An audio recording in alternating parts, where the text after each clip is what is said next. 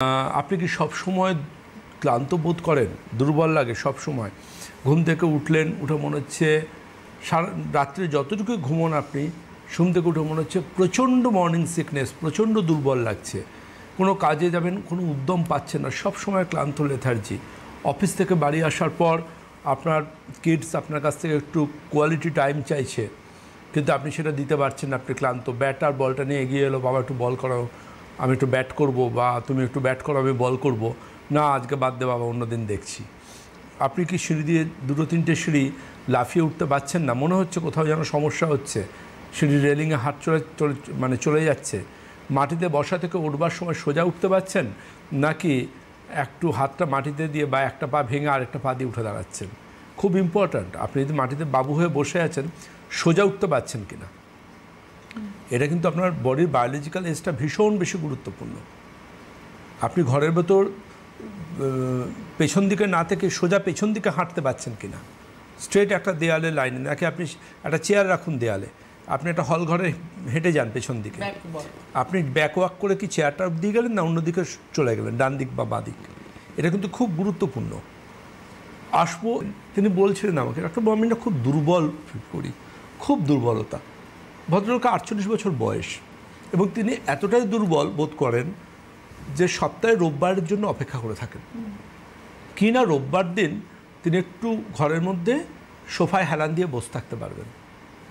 মানে এমন একটা মানুষ, একটা 48 বছরের মানুষ, তিনি না প্রোডাক্টিভ কোনো ফিজিক্যাল অ্যাক্টিভিটি করেন, না কোনো রকম কোনো বাচ্চাদের সময় দিচ্ছেন না।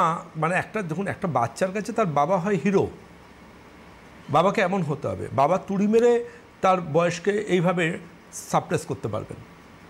সেই জায়গায় নিজেকে নিয়ে যেতে হবে, নিজের ফিটনেস দিয়ে, নিজের এনার্জি লেভেল দিয়ে, নিজের প্রোডাক্টিভিটি দিয়ে। কিন্তু বলছেন আমি সবসময় দুর্বল, এবং সেই দুর্বলতার জন্য তিনি অনেক কিছু নেন। তিনি বিভিন্ন রকম ওষুধের দোকানে গিয়ে ভিটামিন খেয়ে দেখেছেন, কিন্তু না, ভিটামিন তো আর দুর্বলতার ওষুধ নয়। কিন্তু উনি তার থেকে শুনে খেয়েছেন। বিভিন্ন রকম টিভির বিজ্ঞাপন দেখে বা পেপারের বিজ্ঞাপন দেখে বিভিন্ন রকম ট্যাবলেট ক্যাপসুল খেয়েছেন, তাতেও কোনো লাভ হয়নি, কোনো কিচ্ছু হয়নি। তো তিনি যখন আমার ক্লিনিকে এলেন, আমি বললাম যে আপনাকে আমি কোনো অ্যাডভাইসই এখন করব না, আপনি দুটো পরীক্ষা করে আমার কাছে আসুন, জাস্ট দুটো পরীক্ষা। 1 নম্বর পরীক্ষা আমি লিখলাম ব্লাডের হিমোগ্লোবিন, 2 নম্বর পরীক্ষায় লিখলাম ভিটামিন B12, 3rd পরীক্ষায় লিখলাম vitamin D25 hydroxy, D2 and D3। বললাম এই টেস্টগুলো করে নেক্সট যে ডেটটা আমার যে ক্লিনিকে পাবেন আপনি এক্সপার্ট টিমে বলবেন, ওরা আপনাকে একটা ডেট করে দেবে, রিপোর্ট দেখানোর আছে, বা রিপোর্টটা আপনি হোয়াটসঅ্যাপে পাঠান, ওরা আপনাকে জানাবেন। তো রিপোর্টগুলো যখন এলো আমার কাছে, উনি হোয়াটসঅ্যাপে পাঠালেন এক্সপার্ট টিমের কাছে, আমি রিপোর্টগুলো দেখলাম। ওনার হিমোগ্লোবিন কিন্তু 14.2, যেটা অ্যাবাভ মানে একদম নর্মাল।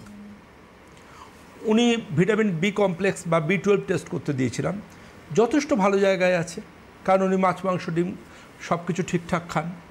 যারা মাছ মাংস ডিম ঠিকঠাক খান তাদের ভিটামিন B কমপ্লেক্স বা B12 ঠিকঠাক থাকবে, আর যারা নিরামিষাশী তাদের আলাদা করে ভিটামিন B কমপ্লেক্স খেতে হবে ডাক্তারবাবুদের পরামর্শ নিয়ে ব্লাড টেস্ট করে, কারণ আমিষ খাবার ছাড়া নিরামিষ খাবারে ভিটামিন B12 বা B কমপ্লেক্স নামমাত্র থাকে, তাতে শরীরে কোনো ঘাটতি চাহিদা একদমই পূরণ হয় না।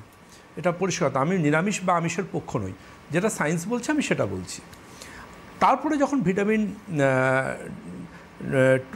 D25 হাইড্রক্সি টেস্টটা দেখলাম দ্যাট ইজ 11.2। প্রসঙ্গত বলে রাখি, এই ভিটামিন ডি যেটা 11.2 ওনার দেখলাম, এটা 20-র নিচে হচ্ছে বিপজ্জনকভাবে কম, এবং 20-র থেকে 30 হচ্ছে ইনসাফিসিয়েন্ট। 30-এর উপরে হলে কিছুটা নর্মাল। ম্যাটারটা যেটা দাঁড়াচ্ছে সেটা হচ্ছে যে এই যে ভিটামিন ডি প্রচুর পেশেন্টদের কিন্তু ঘাটতি আছে, বিশেষ করে যারা ঠিকঠাক ডায়েট বা খাওয়া দাওয়া করেন না, সূর্যের আলো যারা ঠিকঠাক বেরোন না, এই ধরনের মানুষদের ক্ষেত্রে খুব কম্প্রোমাইজ হয় এই জায়গাটা। এবার ভিটামিন ডি কমে যাওয়ার অনেকগুলো সংকেত শরীর দেয়, তার মধ্যে ক্লান্তি হচ্ছে একটা অন্যতম ব্যাপার। দ্বিতীয় হচ্ছে কারোর সাথে ধরুন একটু কথা কাটাকাটি, একটু আর্গুমেন্ট, বাস ট্রেনে কারোর সাথে একটু ওঠা বসা নিয়ে সমস্যা হলো, কিংবা কারোর সাথে ধরুন কেউ ড্রাইভ করছেন অন্য কোনো গাড়ির সাথে একটু কোনো সামান্য আর্গুমেন্ট হলো, বুকের ভেতর বা কোর্ট কেস আছে বা কোনো সমস্যা আছে, বুকের ভেতর ঢিপ ঢিপ ঢিপ ঢিপ ঢিপ ঢিপ প্যালপিটেশন। তাহলে ফেটিক যেমন বা একটা ক্লান্তি যেমন একটা লক্ষণ ভিটামিন ডি ডেফিসিয়েন্সির, আরেকটা অন্যতম কারণ হচ্ছে, আরেকটা অন্যতম লক্ষণ হচ্ছে কিন্তু ঠিক এই রকম প্যালপিটেশন, অ্যাংজাইটি, স্ট্রেস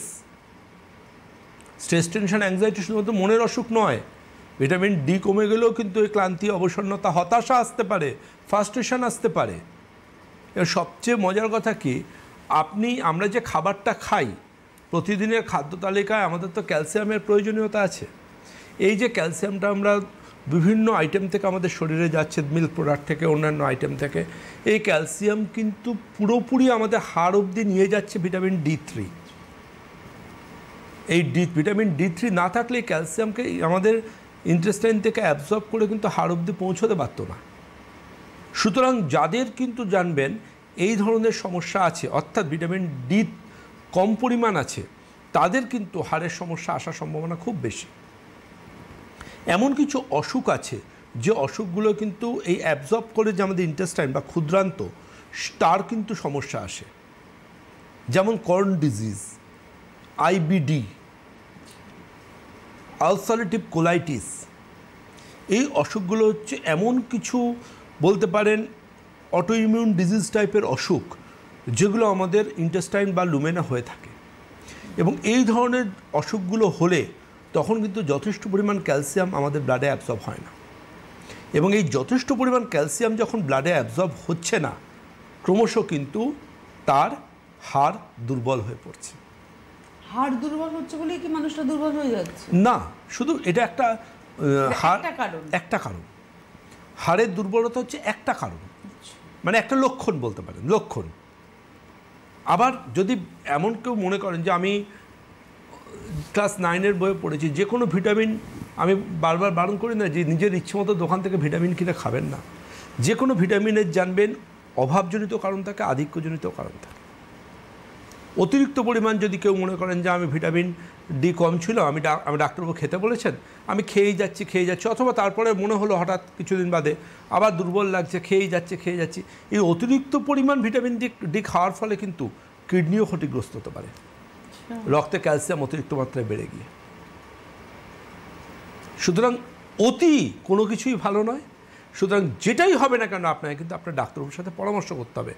আপনার ডাক্তারবাবু একজন অভিজ্ঞ যশস্বী চিকিৎসক, তিনি কিন্তু সহজে ডায়াগনোসিস করবেন আপনার সমস্যা কী। কারণ অভিজ্ঞ ডাক্তারবাবুদের কাছে চোখটাই তাদের কাছে কিন্তু এক্সরে। তারা পেশেন্টের সমস্যা পেশেন্টের আগে তারা নিজেরা বলতে পারবেন। এর ক্লিনিক্যাল অ্যাসপেক্ট ভীষণ ইম্পর্ট্যান্ট। আমাদের স্টেথোটা হচ্ছে জানবেন আমাদের ডাক্তারবাবুদের সবচেয়ে বড়, অর্জুনের যেমন গান্ডিব, আমাদের তেমন স্টেথো। একদম।